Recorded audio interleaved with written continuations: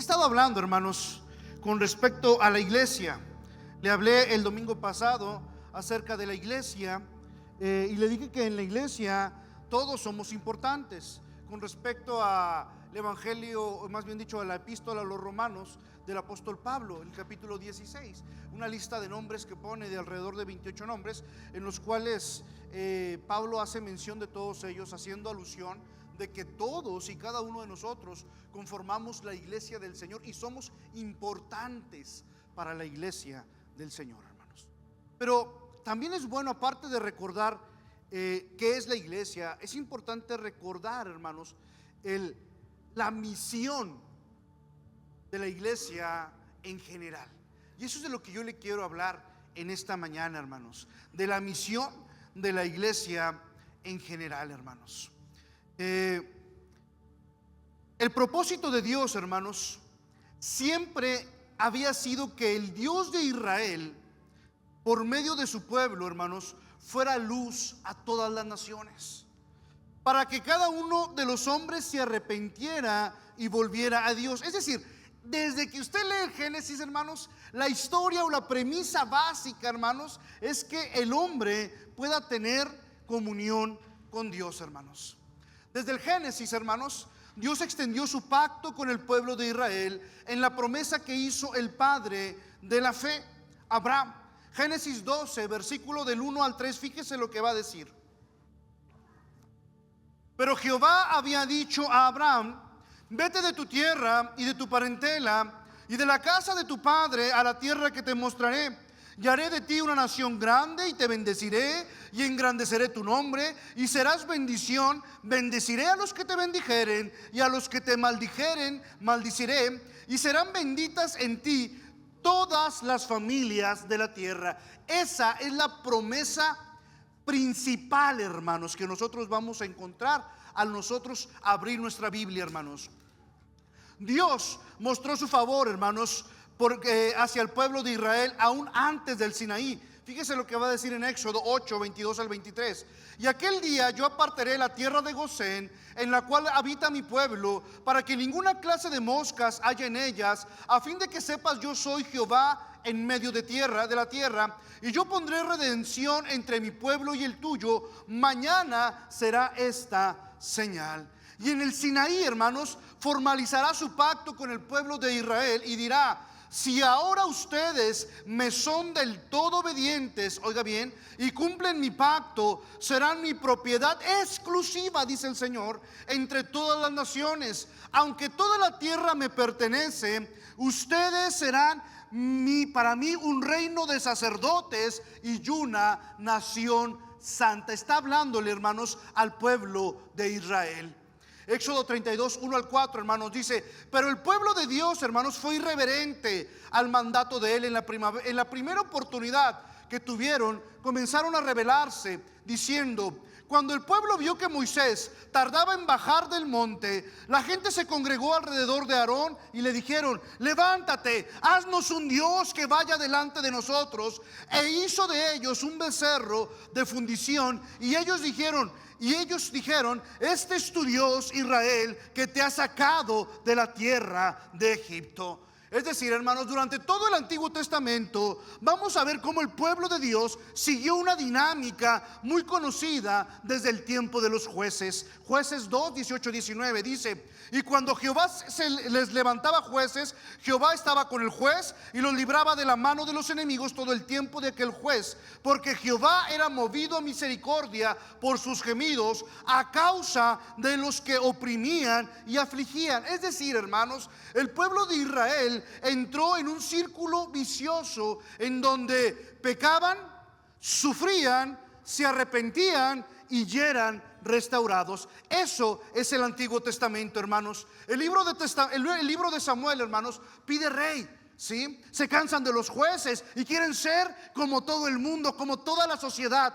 en ese entonces. Y dice: danos un rey que nos juzgue. Y Samuel oró a Jehová y dijo Jehová a Samuel: oye la voz del pueblo en todo lo que te digan, porque no te han desechado a ti, sino me han desechado para que no reine sobre ellos. Primera de Samuel 8, versos 6 y 7, hermanos. En el libro de los Reyes La situación no cambia en absolutamente nada. Y vamos a tener a los peores reyes que una nación pudo tener. Los profetas, hermanos, van a ser testigos de esto. E Isaías nos va a narrar el punto de quiebre entre Dios y el pueblo de Israel. Fíjese lo que va a decir. Entonces dijo Isaías a Ezequías: oye palabra de Jehová de los ejércitos.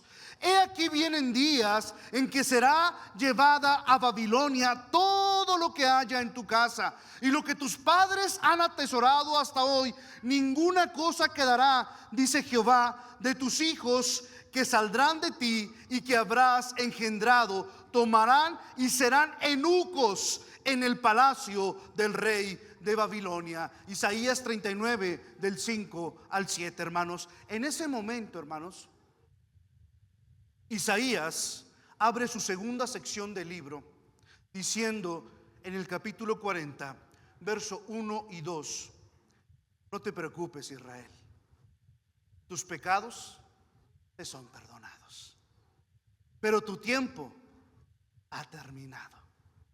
Ahora Dios mismo, hermanos, mandará al Mesías, que será luz a todas las naciones. Babilonia, hermanos, invadirá Jerusalén y la destruirá en el año 586 antes de Cristo.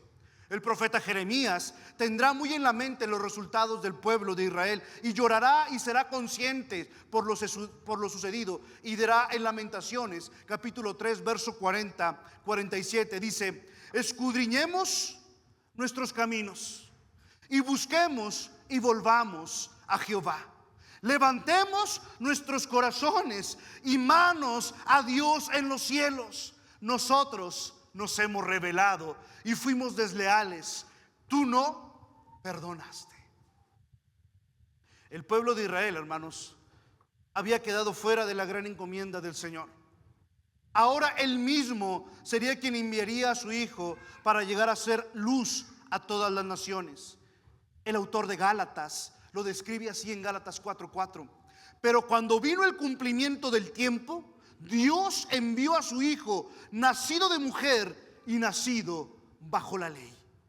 Jesucristo, hermanos, nacería en el año 4 antes de Cristo. A los 12 años visitará por primera vez el templo de Jerusalén. A los 30 años, hermanos, comenzará su ministerio y durante 3 años proclamará el recién inaugurado reino de Dios. Y aproximadamente en el año 29 después de Cristo, hermanos, será llevado a juicio y condenado a la crucifixión. Y escucharemos las 7 palabras de la cruz, y al decir la última: Padre, en tus manos encomiendo mi espíritu. En ese momento, hermanos, una nube negra oscureció el cielo, un temblor retumbó por la ciudad, las rocas se partieron, el velo del templo fue rasgado en 2 de arriba hacia abajo, y una voz gritó en gran manera: verdaderamente este era el Hijo de Dios.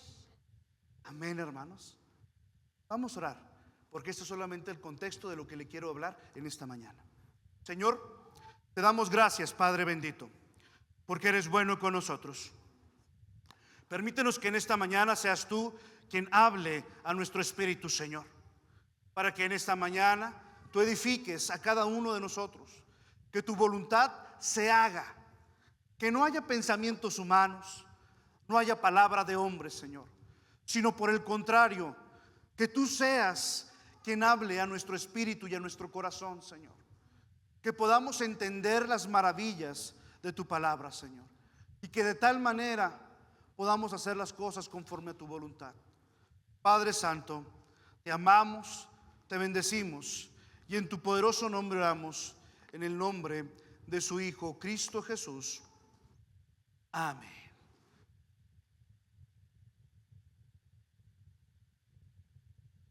Básicamente, hermano, lo que le acabo de decir, o lo que acabo de comentar al inicio, ¿sí?, es el resumen de todo el Antiguo Testamento, parte del Nuevo, hasta donde nosotros tenemos al Cristo crucificado. ¿Por qué, hermanos? Porque yo quiero hablarle de la misión que tiene la iglesia en general, ¿sí?, de la misión de la iglesia en todo el mundo, hermanos. Y para eso, hermanos, me acordaba de una película muy famosa allá por los 90s, que tuvo un éxito taquillero tremendo, hermanos, que se llamó Armagedón. Y esta película, hermanos, básicamente habla de la destrucción del mundo. Y tal evento sucedería porque un meteorito enorme chocaría con la Tierra. Así que la premisa de esta película es que el mundo se encontraba alerta y la solución provendría de la Agencia Especial de los Estados Unidos, la NASA, la cual llamaría a su mejor agente, que era un hombre retirado que salvaría al mundo, y este personaje era interpretado por el actor Bruce Willis. Básicamente, hermanos, al momento en que nosotros vemos esta película, hay una escena que me llamaba a mí la atención desde que yo veía esta película.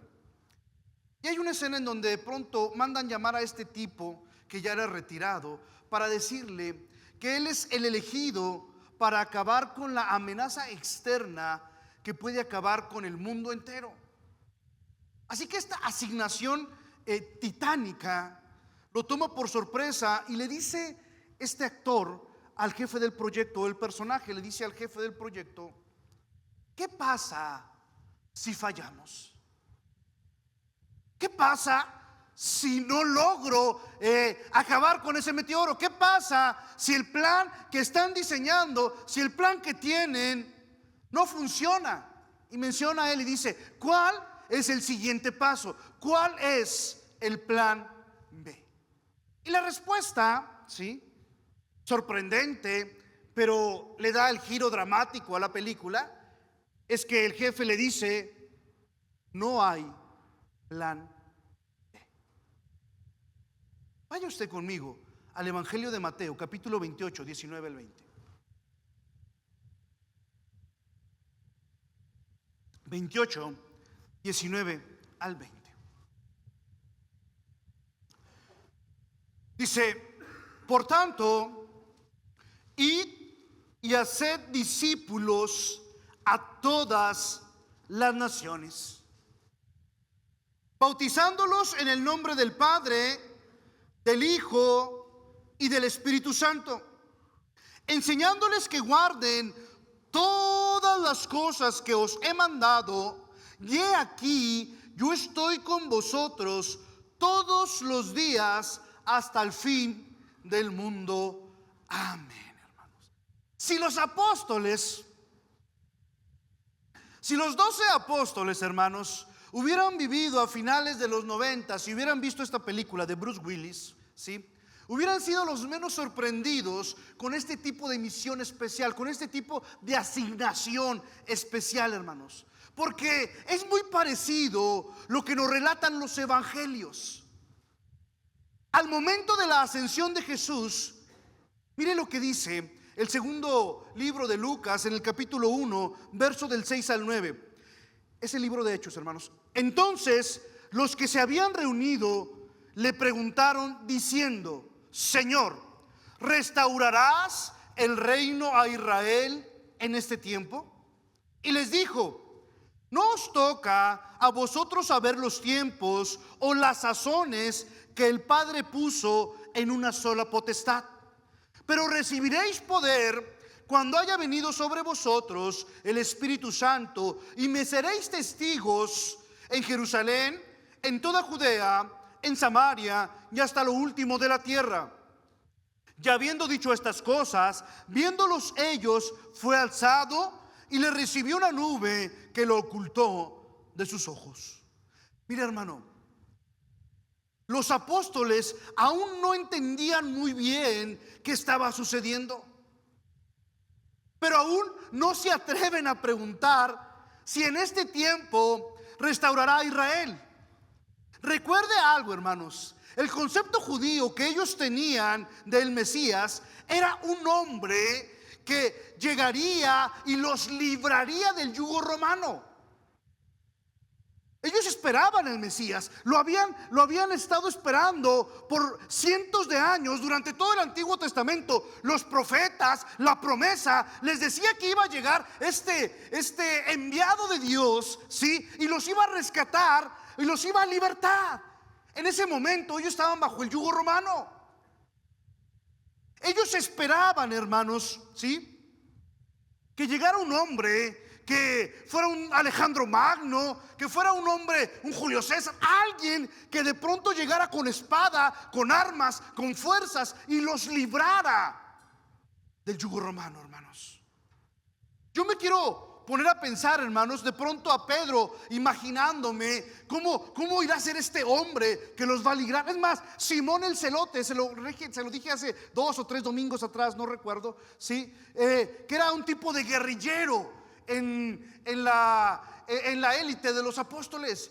Yo creo que él era el más entusiasmado que llegara este tipo de caudillos y pudiera libertar al pueblo de Israel.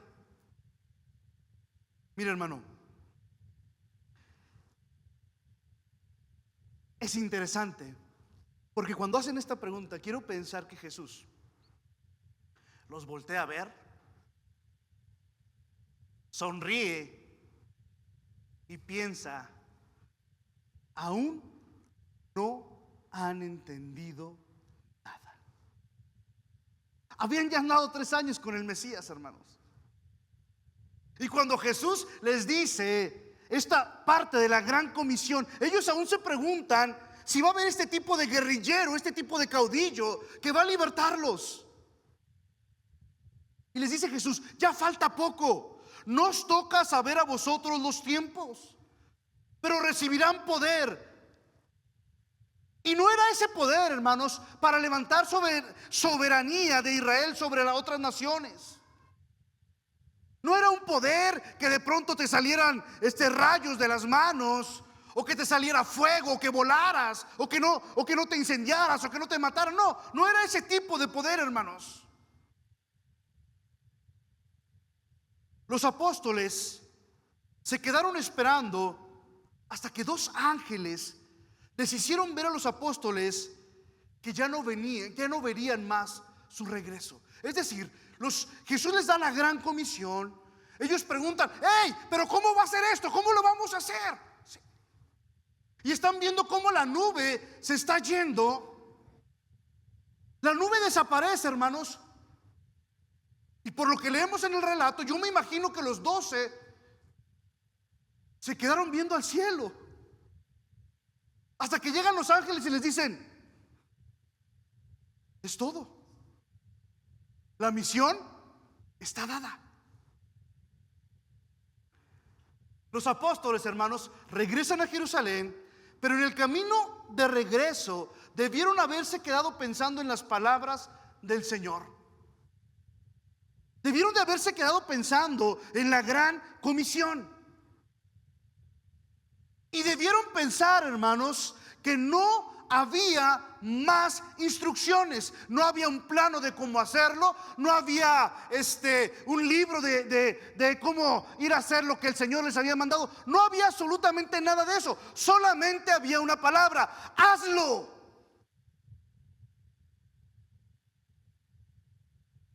De ahí sacaría, yo creo, Nike su eslogan, ¿verdad? Solo hazlo. Pero ¿qué es lo que tenemos que hacer, hermano? ¿Se ha hecho usted esa pregunta? ¿Qué es lo que tenemos que hacer? Es ir y predicar el evangelio. Es interesante, hermano, esta orden que da el Señor. Antes de partir debemos predicar el evangelio. Debemos hablar el evangelio a otras personas. Es más, le voy a decir algo. Hay un dicho muy común, hermanos, en el gremio cristiano que decimos: las palabras convencen, pero el testimonio arrastra. Es de Agustín de Hipona. Pero a veces se ha hecho algo en las iglesias donde decimos: oye, es que el testimonio es mucho mejor que las palabras. Es decir, lo que nos dice este adagio es que las palabras debemos vivir una vida que sea correcta y de buen testimonio a las personas, y de esa forma traeremos a Cristo. No estoy diciendo que está mal, pero no es lo que dijo el Señor. No estoy diciendo que está mal. Si usted vive una vida correcta hacia el Señor, muchas veces es el testimonio o la Biblia que va a leer otra persona que no lee la Biblia o que no se ha acercado al Señor. Pero en realidad no es lo que dijo el Señor. El Señor dijo, cuando iba ascendiendo, dijo, y van, oiga bien lo que le voy a decir. Cuando iba ascendiendo, el Señor les dijo, y van todos los días a la iglesia, se portan bien, hacen sus tareas, trabajan con toda la actitud, no digan malas palabras, no vayan a los antros, no fumen, no tomen, no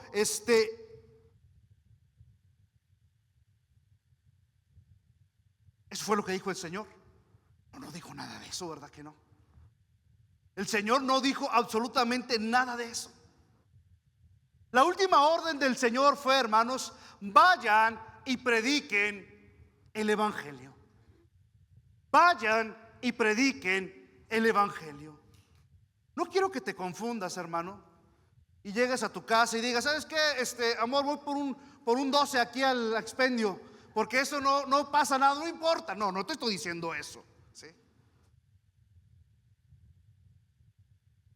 Quiero que entiendas esto, hermanos. Es que nuestra vida interna, oye bien lo que te digo, nuestra vida interna va a regir nuestra conducta externa. Nuestra vida interna va a regir nuestra conducta externa. Por eso Jesús, hermanos, no se equivocó al decirnos que fuéramos a predicar el Evangelio. ¿Sabe por qué? Porque para que nosotros podamos predicar el Evangelio, usted tiene que leer la Escritura. Y si usted lee la Escritura, hermanos, si usted lee la Biblia, ¿sí? Entonces usted se va a llenar de Cristo. Usted se va a llenar de Dios. Usted se va a llenar de sus expectativas, de sus sueños, de sus anhelos, de sus principios, de su voluntad. Entonces lo interno va a regir a lo externo. ¿Sí me entiende? Si usted está lleno de Dios, si usted está lleno de Cristo, hermano, si usted tiene la palabra en su corazón, tiene la palabra en su mente, tiene la palabra en su boca, entonces muy probablemente, hermanos, usted va a dar un buen testimonio de ser un hijo de Dios.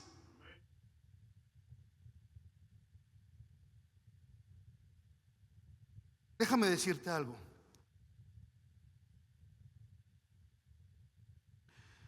¿Has oído la frase? Creo yo que sí, hermano. En algunas ocasiones yo le he comentado, cuando una persona es realmente buena y de conducta intachable, que dicen, no hombre, no, y cómo le fue, cómo le fue, qué le pasó a don Pedrito, ese era pero bueno, no. Un vecino como él no hubiera tenido, él con todo y zapatos se verá al cielo. Con todo y zapatos se verá al cielo. Y hay personas, hermanos, que en su vida son hombres llenos de compasión, servicio, buena voluntad. Pero eso no les basta, hermanos, para irse al cielo. Yo quisiera cambiar la escritura y decirles que eso les basta, pero no les basta. Ellos necesitan conocer a Jesús.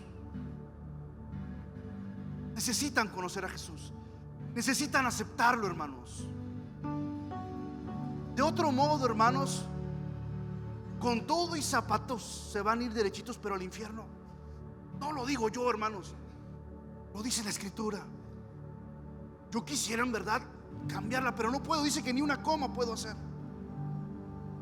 Usted necesita conocer de Cristo. Usted necesita aceptar a Cristo en su vida. Usted necesita arrepentirse de sus pecados, bautizarse, vivir una vida agradable al Señor. Y entonces nosotros vamos a poder, hermanos, estar con el Señor por toda la eternidad. Porque nosotros, hermanos, no predicamos para que la gente viva bien, sino para que tengan vida y vida en abundancia. Para que ahora Cristo llene su vida interna, hermanos, de manera que la consecuencia de vivir bien sea proveniente, hermanos, del agente de cambio transformador, Cristo. El hecho de que nosotros cambiemos nuestra mala manera de vivir, hermanos, debe venir de la fuente, que es Cristo, hermano. Cristo es el que cambia, Cristo es el que transforma, Cristo es el que le da sentido, propósito a nuestra vida. Déjeme decirle esto último.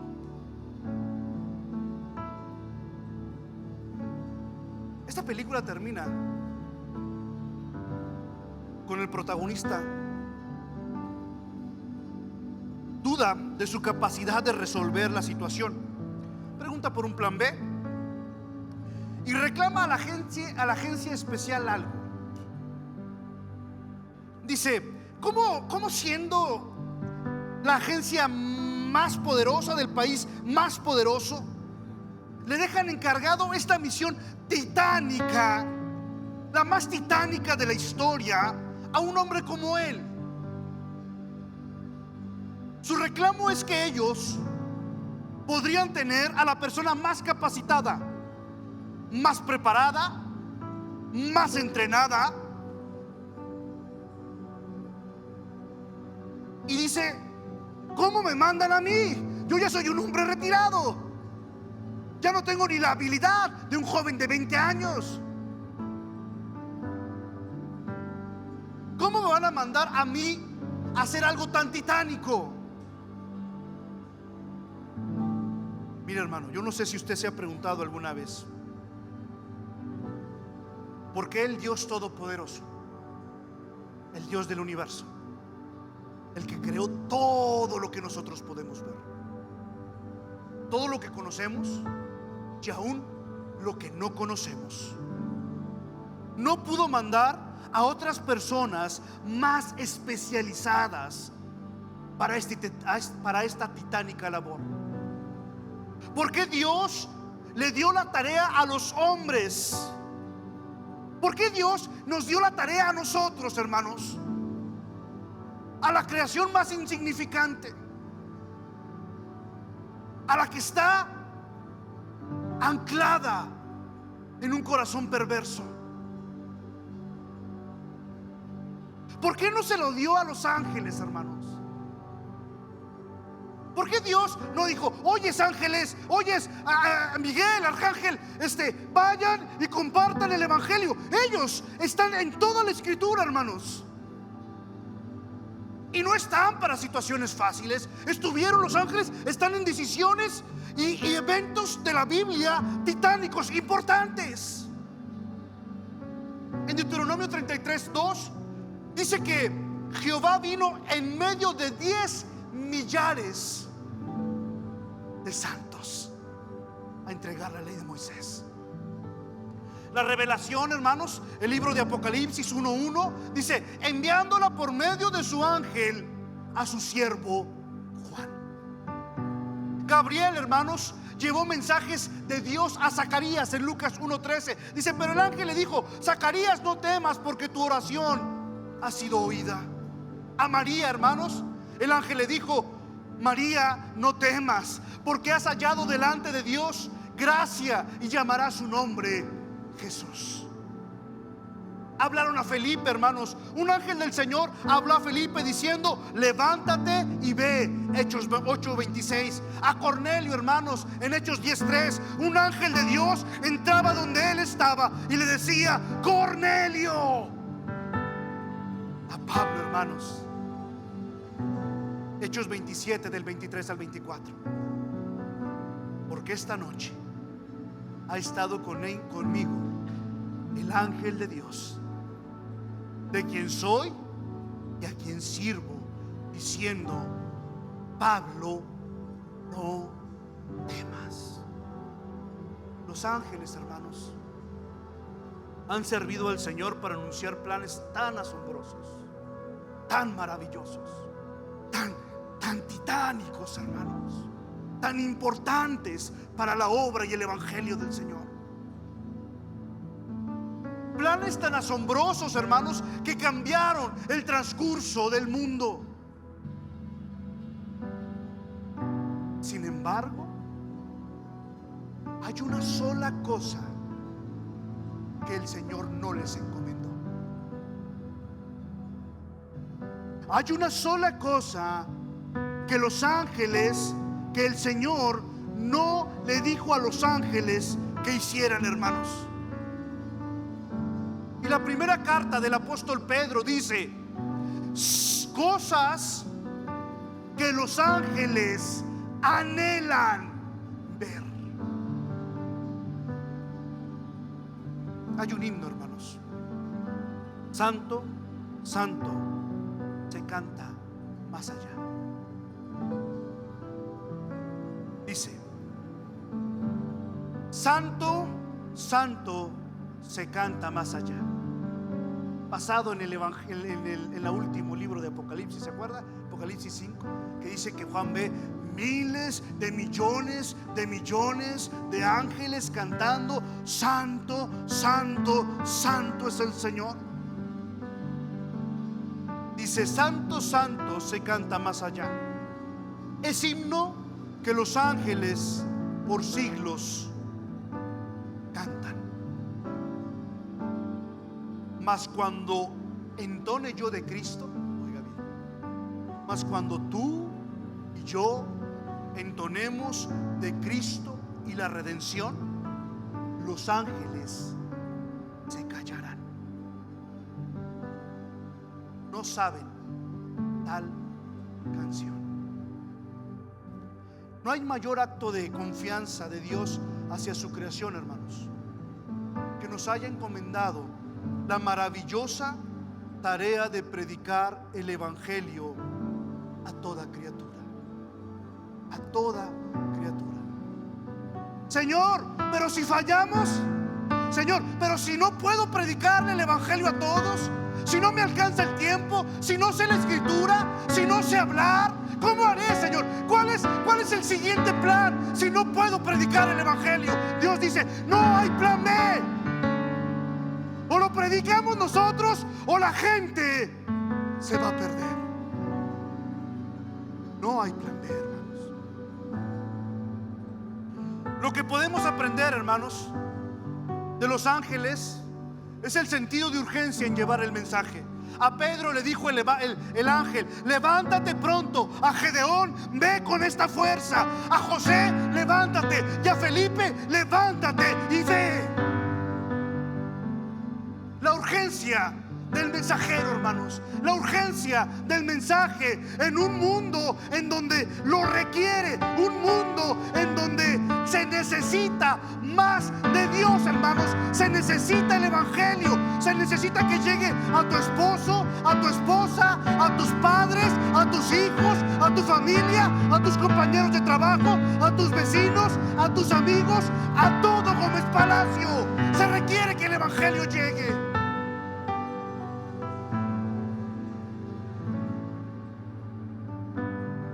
Voy a decir esto último.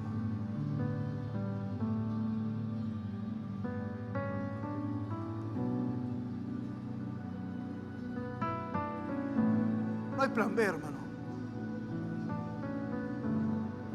Si usted y yo no predicamos el evangelio,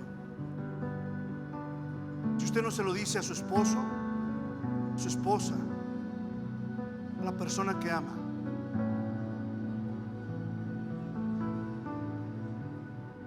yo no sé si habrá tiempo para arrepentirnos. Yo no sé si habrá tiempo que nosotros podamos ponernos a cuentas con Dios y dejar esa última decisión al último minuto. En el hundimiento, hermanos, del Titanic, hay una anécdota muy interesante del predicador bautista John Harper. Este barco era el mayor barco de aquel tiempo. Pesaba 46,000 toneladas y se consideraba a prueba de hundimiento. Pero en la noche del 14 de abril de 1912, cuando surcaba el océano a 22 nudos, chocó con un témpano de hielo. Como apenas tenían salvavidas para la mitad de los pasajeros, cuando se hundió en 1,513 personas. 1,513 personas, hermanos, se hundieron en aquel momento. Uno de los pasajeros, hermanos, fue el predicador bautista John Harper, de 40 años de edad. Viajaba para predicar a una iglesia en Chicago con su hermana y su hija pequeña de 6 años.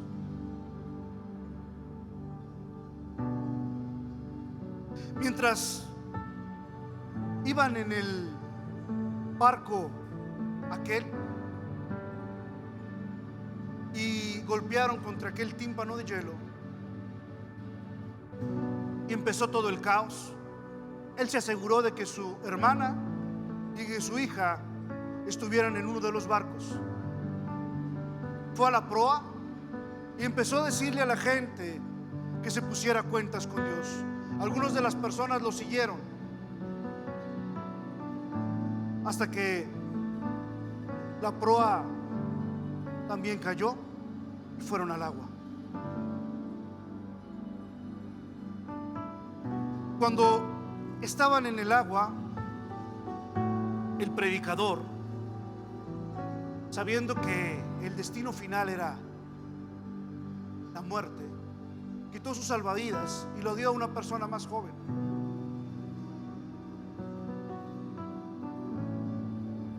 Cuando estaban en el mar, una de las personas, 4 años más adelante, en una iglesia en Canadá, cuenta esta historia, cuenta este relato. Soy un sobreviviente del Titanic. Cuando estaba a la deriva, solo en un mástil, esa terrible noche, la marea trajo al señor John Harper cerca de mí. ¡Hombre!, me dijo, ¿eres salvo? No, dije, no lo soy. Él respondió, cree en el Señor Jesucristo y serás salvo. Las olas lo llevaron lejos. Pero por extraño que parezca, lo trajeron de vuelta un poco más tarde y él me dijo, ¿eres salvo ahora? No, le dije, no puedo decir aún con certeza que lo soy. Volvió a decirme, cree en el Señor Jesucristo y serás salvo.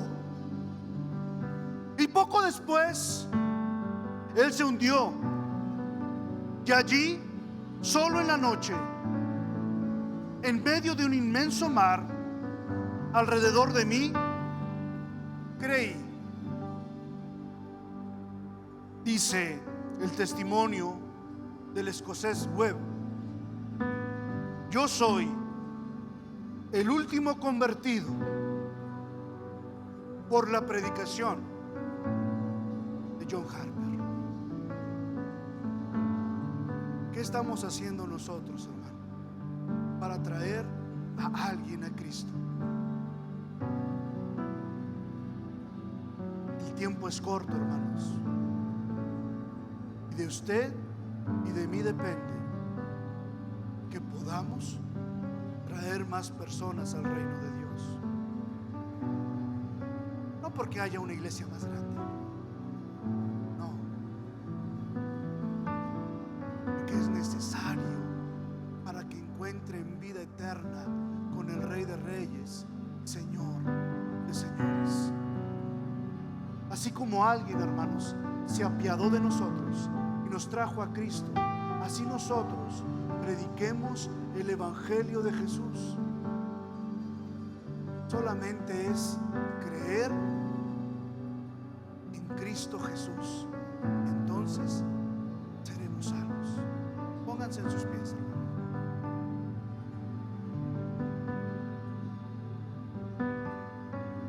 Si alguien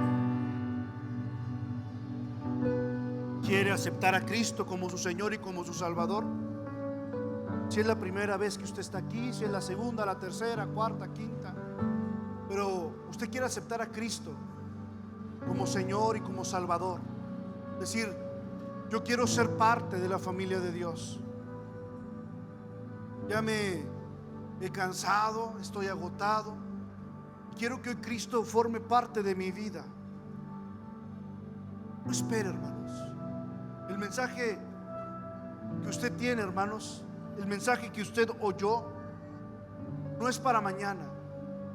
Es para que usted acepte a Cristo como Rey y como Salvador, para que su vida cambie, hermano, para que su vida sea diferente, para que entonces nosotros podamos tener una eternidad con nuestro Dios. Si usted ya ha aceptado a Cristo, hermano, y aún le falta dar ese paso y bajar a las aguas bautismales, hágalo, hermano. Baje a las aguas bautismales, sea bautizado, para que seamos nuevas criaturas, para que cumplamos con el mandato del Señor Jesucristo, bautizándolos en el nombre del Padre, del Hijo y del Espíritu Santo. Si usted, hermano, dice, sí quiero, pero tengo algunas dudas, quiero preguntar,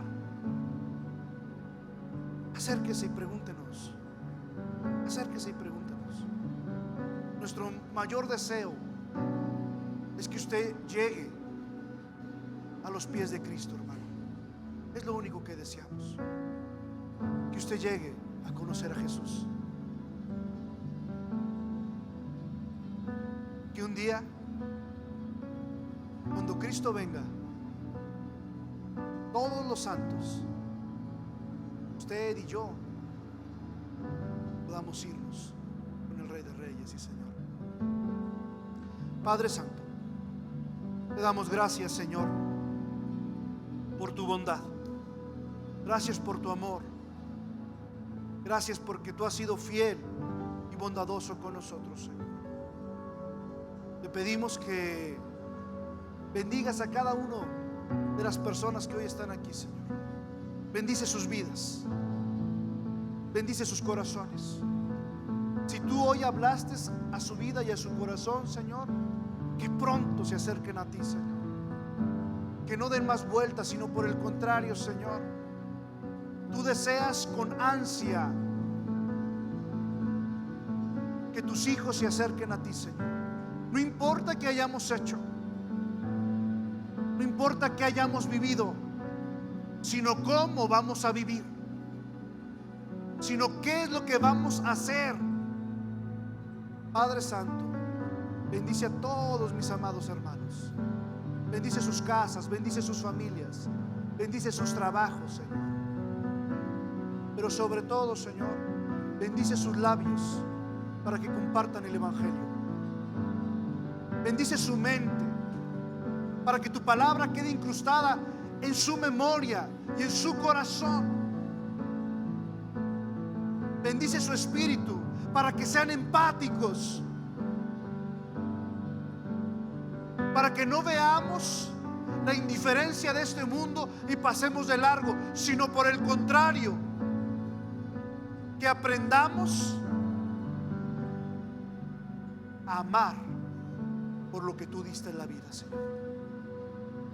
Padre Santo, te bendecimos, te damos toda la gloria al único que la merece, al que es Rey de Reyes y Señor de Señores, y en su poderoso nombre oramos, en el nombre de su Hijo Cristo Jesús. Amén. Denle un fuerte aplauso al único que la merece, Rey de Reyes, Señor de Señores. Te amamos, Padre Santo. Bendiciones, mis amados. Nos vemos entre semana. El curso empieza el lunes a las 7 de la noche. Dios los bendiga, hermanos.